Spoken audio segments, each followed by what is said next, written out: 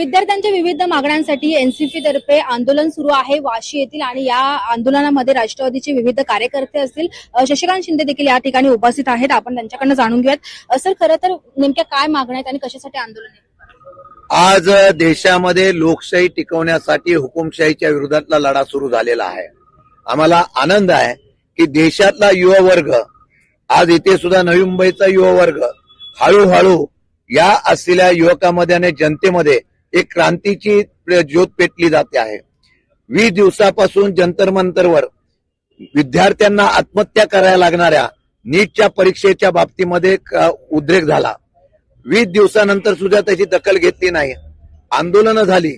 शेवटी आंदोलन चिरडण्यासाठी या ठिकाणी सोनम वांगचुकला या ठिकाणी घेऊन जाण्यात आलं. मला वाटतं की ही लढाई जी आहे आता ही तीव्र होईल. देशामध्ये एक बदलाची क्रांती होईल.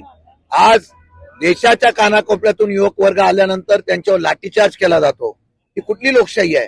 लोकशाहीमध्ये आंदोलन करण्याचा अधिकार नाही. इतर राष्ट्राची तुलना केली तर तशाच प्रकारचा प्रकार इथे आंदोलन दडपण्यासाठी होतो. आणि हे मला कल्पना होती, सगळ्या जनतेला सुद्धा कल्पना होती की हे आंदोलन चिरडलं जाईल, पण आवाज दबला जात नाही.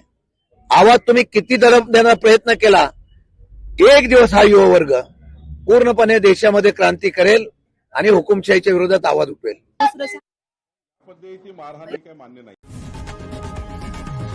लोकशाही मराठी ऐका, पहा, जागरूक रहा.